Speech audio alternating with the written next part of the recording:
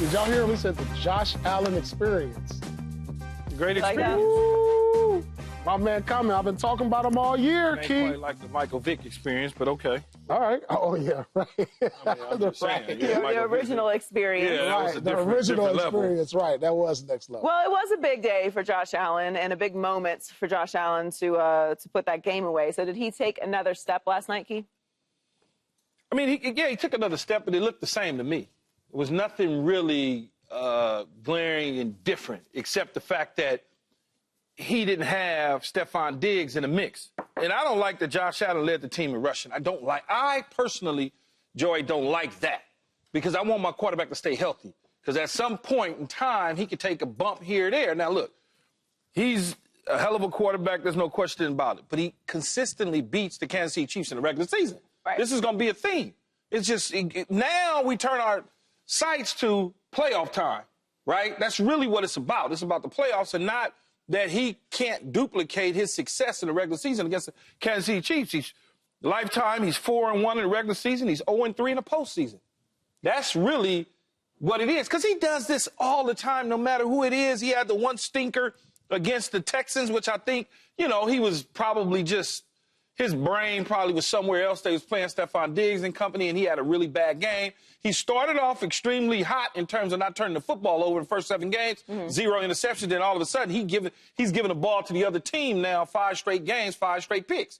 He's got to rail that back a little bit, bring that back in, or else they're going to find themselves in a lot of trouble. But you got to tip your hat off to him. He's done a phenomenal job this season with a lack of weapons out there at his disposal on the offensive side.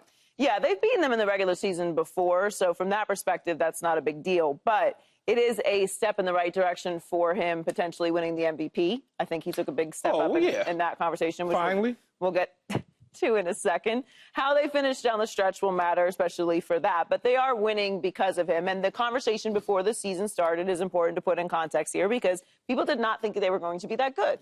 And they are also dealing with injuries. So for them to get this win over the Chiefs, for him to have that moment and make that play, and I agree with you, and I always get yelled at because it's like, oh, this is how Josh Allen plays. Like, okay, but he is the quarterback, and I don't care how much that is what he plays, how he plays and what he does. I don't like seeing him try to hurdle people or put his shoulder down. Like, yes, he's a big, strong guy, but he doesn't need to take those hits. We've seen big, strong guys take those hits before and it not end the way that you want it to end. Cam Newton is a big, strong guy, and he was getting hit for no reason at a very high level. It can end your career earlier. I don't like it. But use it in moments. And it's not throughout the game. And it's not even, Paul, about his career. It's about right now in our game and our next game and our next game. Yeah. Okay, I just don't like it. I don't like it. I'm with you, but I always get rebuked. So I'm going to stand on it that I don't like it either. Well, whoever's telling you that don't know what the hell they talking about, I said it. Okay. Period. They don't know what the hell they talking about. Listen, he did not take another step. He took a massive leap. Do y'all understand? Explain yourself. Well, first of all, going into this game, I had Lamar, Mahomes, and Allen in the MVP race in that order. Okay. So he jumped from third to first. Can we stop taking Josh Allen for granted, for one? He's missing players on the offensive side of the ball. Yep. We didn't have them being this great in the regular season. And what this win did for me, because there's certain games in the regular season that you just circle. And this is one of these games. And, Key, you said it looked the same. Well, it looked the same because he's been great for so long. And you're used to his greatness. Yeah. And so, we can't take that for granted. But listen, before this game, I was like, the Bills, they're good. They may, make some noise in the playoffs. This game told me that they're in the upper echelon. Now they're in the top tier for me of teams that can win the Super Bowl. Because before we had Detroit, we said the Ravens, we said Kansas City. And Buffalo wasn't quite right there. But this game showed me that they're in that upper tier with those teams of the teams that can possibly win the Super Bowl. Now, all this stuff that we talked about before the season, the players voted overrated, Key, overhyped. It didn't look overrated or overhyped to me yesterday. To me, I saw a guy will his team to a victory and carry his team, and that's what great quarterbacks are supposed to do. He doesn't even have a #1 receiver on that team. Well, he actually does in Amari Cooper. He just got off the bus. He just got off the plane. He just got off the plane. And here they are battling to be the #1 team in the whole AFC, 1 game behind. I understand. So let me defend myself, though, really quick here, because I caught you trying to slide in the overhype. No, I'm just going, that's what you said. Yeah, based on preseason hype that comes with He's only Josh Allen. finished in the MVP race multiple seasons in the top 5. He's finished in the top 5 MVP race. The top 5 doesn't mean anything. It does mean so. 1-2 is, after you get past 1-2, I don't think it really even matters. That's all I'm saying. Now, look, is he headed in the right direction? Did he leapfrog those other 2 guys you mentioned because of the losses? Yes. Today, right now, today, if somebody had to vote, I'm sure they would cast a vote as Josh Allen as the MVP, Joy. I mean, that's the reality of it. Those other 2, Lamar didn't play well. Lamar had a stranglehold on it for the last 4 or 5 weeks. Yeah. And he may get it back. Who knows? Right. And there's other guys, as Joy mentioned, we'll talk about that'll slide themselves into the conversation, I'm sure. Yes, but Josh Allen being in the conversation constantly and then having that moments where he goes and rushes for the touchdown and puts the game away, and this conversation leading up to it and all of that, all that's going to play significantly in it. I said before the week, this was a heat check for a lot of teams, and things broke the way that they broke and looked the way that they look, and things have shifted around. How it's going to look for the rest of the season will still be determined. But Kansas City suffered their first loss of the season after winning 7 of their first 9 games by 1 score or less. Should the Chiefs be worried after losing to the Bills, Paul? Absolutely. They should have been worried weeks ago, even in their wins. I mean, listen, look at how they're winning. You beat the Raiders by a measly touchdown. God, here we go with the look how you. No, but I'm just saying they haven't had a convincing win since the 49ers. It's just like every week, all right, we're going to depend on Mahomes driving down the field late in the game and winning the game for us. Well, that's a good recipe because you have a Mahomes. But then you get in a situation where you're playing a top-tier quarterback like a Josh Allen, like a Lamar, who in week 1 was a tippy-toe away from putting that game into overtime. And now you're going to have to see some of these teams with these great quarterbacks that can actually go out there and outplay Mahomes in a one-game battle. Because let's just be fair and honest, the Mahomes hasn't had a great year. Because we put him at a certain level because he won. But if you look, he hasn't been dominant like some of these other quarterbacks. Yeah, but you know what I'm saying? But we talk about the schedule and the teams that they play, Joy, right? Oh, they haven't played anybody. Look how close the game's been. Just prior to their bye, if you go through the gauntlet of quarterbacks, let's start off with Lamar Jackson in week 1. Got rid of him, no matter how they got rid of him, right? Then if we go to week 2, in week 2, I believe it was the Bengals, one of the 2. That's one of the top 4 quarterbacks according to you guys in the National Football League, and Joe Burrow. They got rid of him. Then you move on down. Atlanta Falcons and Kirk Cousins was playing well at the time. They got rid of him. San Diego with the young stud and Justin Herbert got rid of him. Yeah, New Orleans was playing great at that time with their people. He got rid of. I think that's when Carr got hurt. They knocked him out of the game. You want to go down to San Francisco at the top? I mean, come on now. They actually have a lot of good wins. Come on now. That's all I'm saying. They got some good wins. That's all I'm saying. It's super competitive. That's all I'm saying. The Broncos are good. You just made Bo Nix your man on Monday. Yeah, for sure. So let's not. I get it. But say this. The defense has won a majority of these games. Can we look at a game? It's a team. All right, I get it. But can we look at, is the Bills a team? Because that looked like Josh Allen to me. There hasn't been a game that I could look at that Kansas City has won. I said, man, Mahomes was classic sports. Classic sports. And I'm saying this about Josh on multiple. I've said it about Lamar this year. I've said it about Goff this year. I've said it about Allen yesterday. Tell me out of those games you said, wow, Mahomes really classic. Just classic. We're going to be remembering this game for a long time. And that's the only thing that worries me. He hasn't played at the level that I believe that a guy of his caliber has to play at or should be playing at, being that he's probably the best quarterback in the league. You lose this game. And so it worries me. To the Bills, you go back, you make your adjustments. What do we need to do better? We need to get Kelsey the ball. Why? Because he only had 2 catches for 8 yards. That's not enough. That's just not enough. Don't tell me he's old. Don't tell me they can't get him up. I don't want to hear that. That ain't nothing but that's just media people talking because he can still play football. We went through this last year with him, where it didn't look so great. And then all of a sudden, he changed, and they wound up winning the Super Bowl. You make those little bit of adjustments on the defensive side of the ball. Hey, you guys allowing Josh Allen to run around, lead the team in rushing. He led the Buffalo Bills in rushing. Next time you get a chance you better knock him out.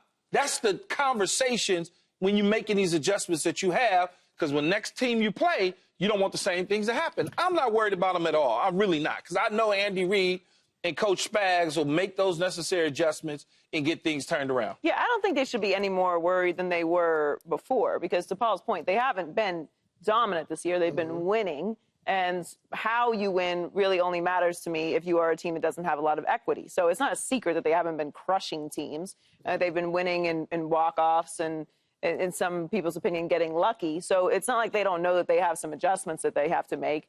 And they are a team that's trying to go for a three-peat. They, as Mahomes said, that was not our ultimate goal, to go undefeated. Would it have been nice? Would it have been historic for them to go undefeated and then go on to win a third straight championship?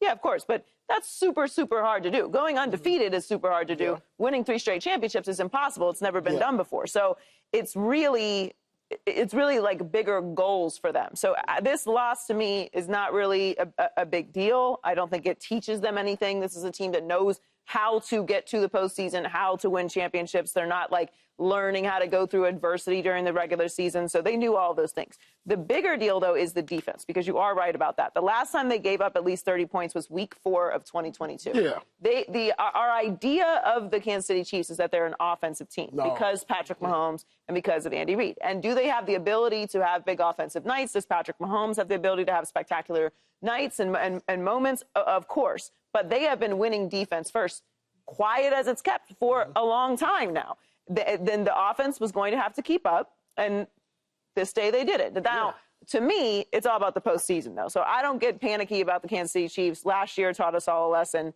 that we should remember, and we'll see what happens when they are in the postseason. Last year, the year before, when everybody was like, Tyreek's gone, oh, my God. They're never gonna... but they didn't.